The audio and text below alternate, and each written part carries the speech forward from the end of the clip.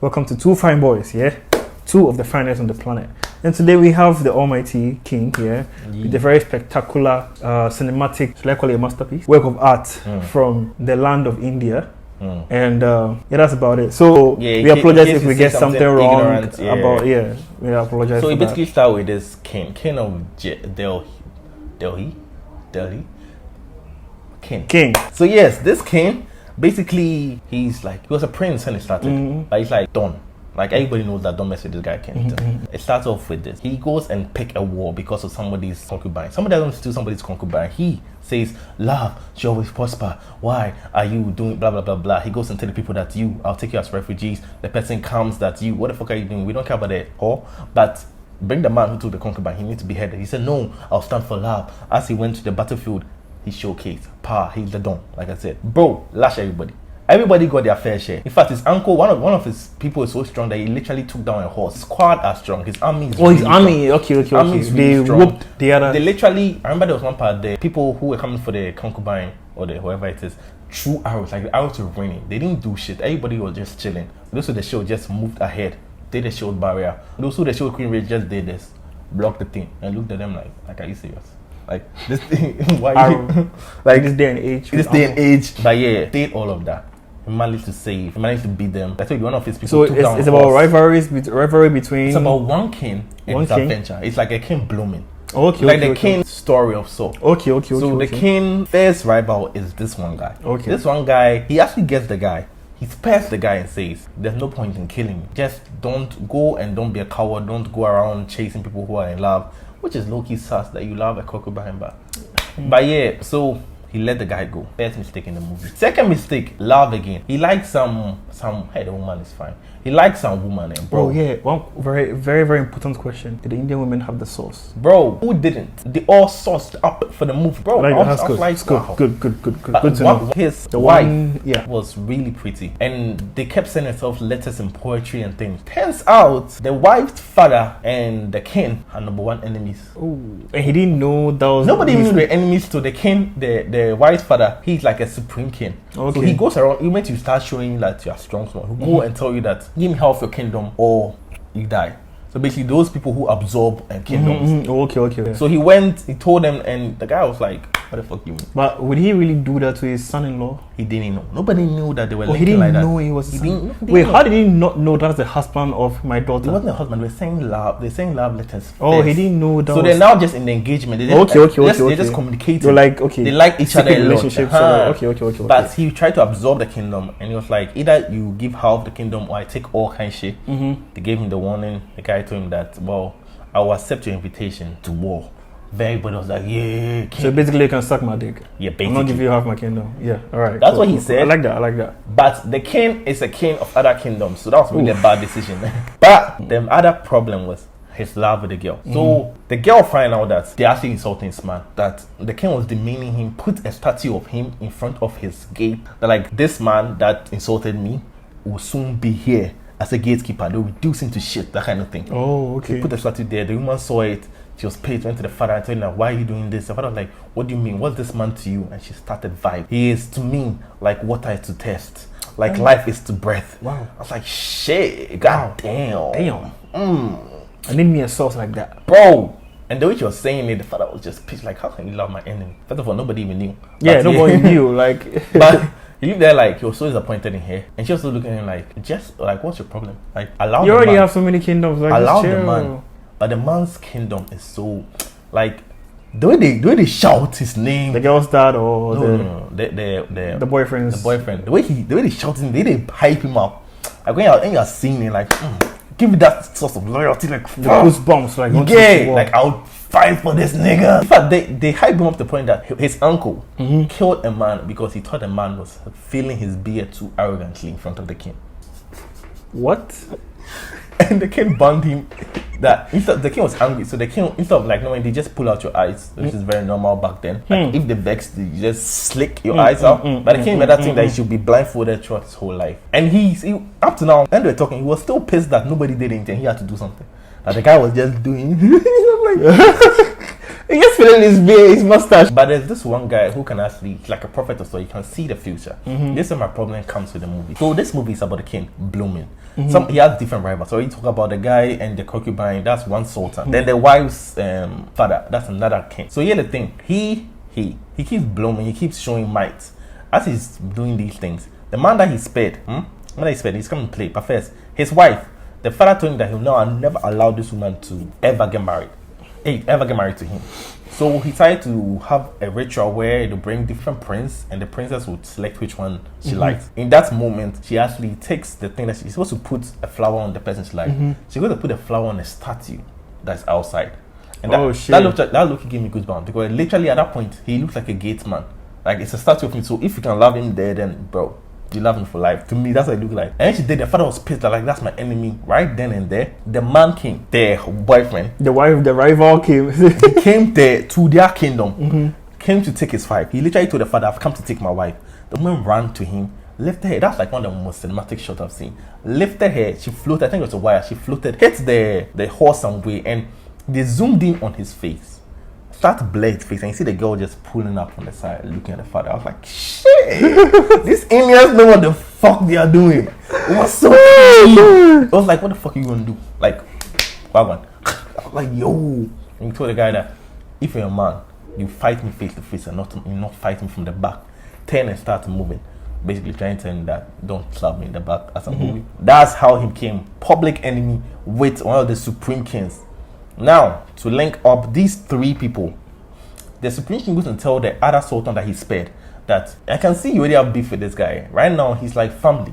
Yeah, I can't really go stop him. It's not looking nice for me. Yeah, so I'll pay you, bring him to me alive. The man was like, bet. He goes and wage war on the guy for free. When I say for free, basically he already has problem. Yeah. Goes and wage on the guy. He realized that he's losing. That's, like I said, a war crime. Back then, a war crime was if people are sleeping, allow them to sleep. You don't go and kill everybody while they're sleeping. It was a big issue. They came to attack his men while they're sleeping. They bend their nets, they're stabbing people, they bend their place. And just when they're fighting to regain the thing, they took people hostages. Took out the hostages, pour oil on them or full on. I'm guessing oil. I'm not going to say full because it's like back then, they didn't have oil, and they were holding fire. That if he doesn't put the knife down, he bend them. He gave up. Now, the father, found out that the Sultan has kidnapped the boyfriend. The Sultan told the father that he won't give the boyfriend to him because he can take gold from anywhere. He can go to any kingdom and conquer. But this nigga is like diamond. You don't find it, it's rare. So as he has captured him, he's okay. Like, if the Sultan wants, he can come and take him, fighting for him. He started to torture this man. The wife hears that they've captured him as a prisoner. And that's the most amazing shit. They call it holy fire. Basically, they said they've dug a big wall, they put fire in, and when they put fire in, the woman would jump in and burn because they've killed her husband. Like they've taken her husband. The wife jumped in the most gang way, bro. Then she jumped in. Like she literally changed the shadow to what men wear as warrior. Okay. And she jumped in and looked and just entered. And the father's wife, that's her mother, was looking at him like, this right that you've been hyping up, was it worth it for your daughter's life? Because you literally just lost your daughter because of this shit.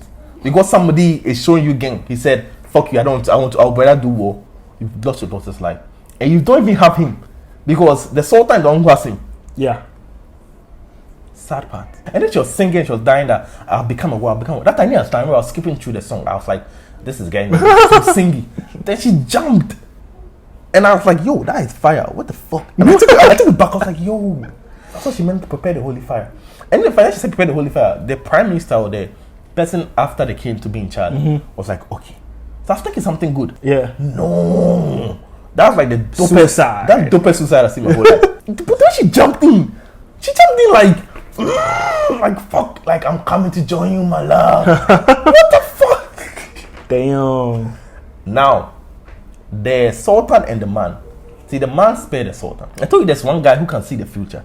He told them that when the Sultan came, he told the king that spare him. Everybody was saying kill the Sultan, but he said spare him. But the king trusts him so much, the king is sparing. But it looked like he saw everything from the king meeting the girl, for the Sultan coming to catch him again. He saw everything. My main question is, why didn't he stop it? He rather led it to that part. Because they moved the king's eye. Because they said the king was looking down on the king. The king was looking down on the Sultan. The boyfriend was looking down on the Sultan. So he moved his eye. Then they told him that if he fights and he wins, they'll freeze people. He told them that, fight, they can fight too. No problem. They brought lions, dead. In fact, he told them the lions were not even a fight. You see, so the king has insulted him. You bring his warriors. let him fight. The boys warriors. So the king gave him 7 warriors. He gave him 7 arrows. If he hits one of them, he will allow them to go free. Because remember, they pull out his eyes. They allow them to go free. He said, why did the king insult him again? Just give me 1 arrow. And you, the king, come. Let's see who will live. Oh shit. But he has one condition. Before you attack, make a sound. So before everybody attack, if the lion, that's why you bring the lions first. Because lions, before they attack, they'll make a sound. But they don't do and attack. Do and start running towards you.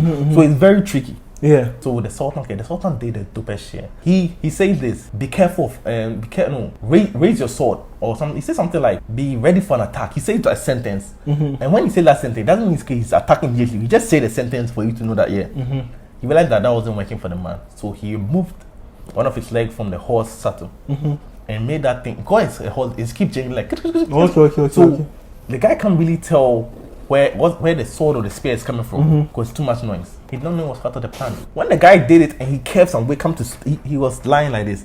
When the man who has seen them, if the thing is shaking here, you must be here. He jumped, bam, hit straight in the Sultan's throat. The Sultan is dead. When the Sultan died, the person who can see the future ran towards him because they captured all of them. Ran towards him and hugged him. They rained arrows on all of them. Because he literally just killed their king. So my problem is the prophet, he saw all of this, but you still allowed it. You were saying that, the king will die. Why allow it? You could have easily solved it. Yeah, I see. He could have easily changed the future. The ending was they'll high, or I keep forgetting, it's a town. They lost it to these people. And India lost it to them for over 700 years before they managed to make it join India in the 90s. Okay. So it's actually like a real story kind of shit. Okay. So it's based on real life. Yeah, you don't know if it's based on real life or it's actually real life. The fiction of real life. Yeah. Okay. When you hear the girl like sending letters, they make it look very romantic in the sense that he'll be in like a good feeling. They'll start singing. People will start throwing colors. The cinematics there is just beautiful. Yeah, I was seeing a lot of like celebrations in the trailer. Yeah, that was just them chopping laugh. Okay. Mind blowing. It was very nice cinematics. My main problem with this, I'm forgetting the story, is nobody forces you to use CGI. It's not by force. It's not by force. Oh, but if you're a director and you have to use CGI, ask yourself, can I use something real life than CGI? Okay, see, based on I haven't seen the movie, but based on the little clips I've seen of the lion scene, it was okay. It was never okay. It did the job. No. It got the job done right. Got the job done right. It was fine. You know how I realized that their CGI is bad? When the uncle was fighting the first battle with the Sultan, you see sometimes they cut your face and put it on somebody else when it's a stuntman. They do that in Avengers a lot. So that they do an stunts. I don't know. They call it. There's a term for it. Stunts double. Something. No, that's stunt double. They crop your face and merge it to the pet, so it looks like you are doing it. Deep fake. Okay, let's say deep fake. Yeah, they did it on the uncle. He was fighting because an old man. Bro, why did it look like I did it? The uncle's face looked like it was cut from a picture and it was on the face. And the guy's moving like da. No expression, just what. And you can see from the neck and the face that it's not the same person. Who forced you to watch it? And it was 4 seconds. Who forced you to add 4 seconds? Nobody forced you to add CGI. It's not compulsory. You can dodge it. The lions. You could have brought mighty soldiers. You said lions. Now I can tell when the lions start running that these lions are not there.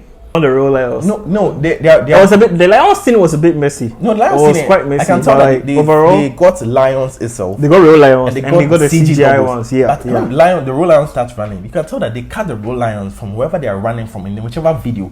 Put them here because they start running. They don't merge with the environment. They run like they are glitching. Who? Why? When? It's not by force to use CGI. Like the movie was really clean. Not by force. Sometimes just chill with it. Wait, okay. So, what would you rate? What would be your rating for this movie overall? Even not for the CGI, I'll give it 7.5. CGI is 6.9.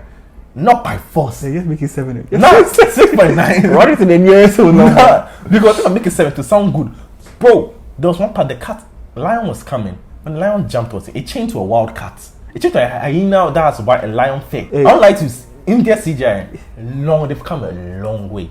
I'm not even gonna lie. He's just like watching Indian movies this year. Yeah. And we have seen the improvement. They are doing well, and there's no doubt that you have to do mistakes to do well. Yeah. But do mistakes in your TV series, not big movies. Bro, I'm sitting there. I was like, I don't think they'll start putting that kind of budget in TV shows yet because it's very risky. It's very risky. But yeah, hype up the man. He's fighting blind. In fact, he was doing sound ninja things make a sound, and I'll fight you kind things. The whole choreography in their fight, sometimes it gets fake. Like there's one part they're running, this guy put 2 swords there. The horse was running. He put the 2 swords there, and the people just running into the horse. No. So he was running on the horse, and he had 2 swords. And he did it straight like this. Okay. Like people just ran into the sword. Like there was no level of resistance. Like, oh, we didn't see the sword. They literally ran into the sword. I started seeing the trailer where one guy was on a horse running. He was going on a horse. There were 2 opponents coming, and all he had to do was just turn his spear sideways, bro, and run it. And like the distance between them, they had enough time to dodge that shit. Like, but see, those ones, I will allow it.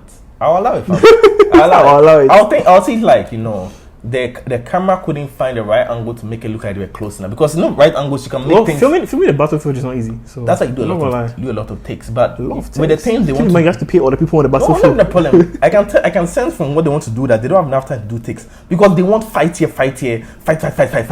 Makes sense that you don't have time to do this one fight really well. The fight, the human ones, it's not bad. Like it's glitchy. It's still glitchy, but it's not bad. You need to add a CG element. Your whole thing that you shot over $100 million can look shit, because you have something that looks odd to us. You get me? It's not compulsory. Indian directors, allow it. Yeah, sometimes just don't. You have pretty ladies, just put the camera on them more. If you can't do CG, just let the girl sing. Everybody will be happy. The singing sometimes is a bit much. You could say they could take a page from movies with low budgets but well done. But stuff like low budget movies, like Get Out, Everything like Everywhere All at Once, Upgrade. But those low budget movies, Upgrade took 3 years to do. Would they sit down for 3 years to do a movie? Those things they take really long. Or here's another alternative. You could follow Ghanaian movies where we can release parts 1 to 5 in 1 month. Just 1 month, we've upgraded. 1 week you can get it all. No, in India, like I was saying, we just started. But honestly, so well. You guys deserve the praise. Because you've done so well. Like, they are really picking up. Yeah, what I about the Indians is that whenever we're talking about them, we start talking about them like they're babies. Like Indian, I watched Cordia Crew. They don't want to say that, oh, this is looking glitchy. It's like, oh, nah, you've done well. Nah, tell them and let's get the best. Let's get the best. Let them know that. But one thing I really like about Indian movies is the way they stick to their culture. Bro, that's the thing I was saying. Consistency. It's every fucking movie. Because this sort of no matter how much modern, no matter the era they try, whether it's a distant past, advanced future, their culture consistent. That's one thing I liked about this. One thing I like about them. Because I didn't know. From the trailer, it looked like something I'd like to really watch. I didn't know Indians had sultans. Apparently, the Persians really messed up the whole Asian at one point in their life. India has a lot of adapted, like their culture is so rich. They have a lot it's so rich because they've taken a lot from other cultures, like even Islam and a whole lot. I was rocking with it to the end, bro. I mean, there are some feminism things, but I like the way they did it. It wasn't in your throat, like absorb it, eat it kind of shit. It was not bad. And also the girl is Marvel. Anyway, so yeah. So that's about it, innit? Will I recommend this? Definitely. Go check it out. Just know that the CG is glitchy sometimes. The story was rich. It's just the story wasn't that deep because it was just he and the 3 rivals. That puzzle. That puzzle. You can tell that if they are trying to do a part 2 or the guy's story again, they can put depth in it. Like I was watching, I was like, nah, because if he fought the Supreme King, that would have been next level. Dope movie. This year, Indians have been bringing it harder because we started watching this year. This year. RR, KGF. Oh, which other one have you? The one with the baseball, the hockey. What? What is that? Indian. Oh, and then that's comedy Indian movie. We want more, really good recommendations. Yeah, we want preferably from the past.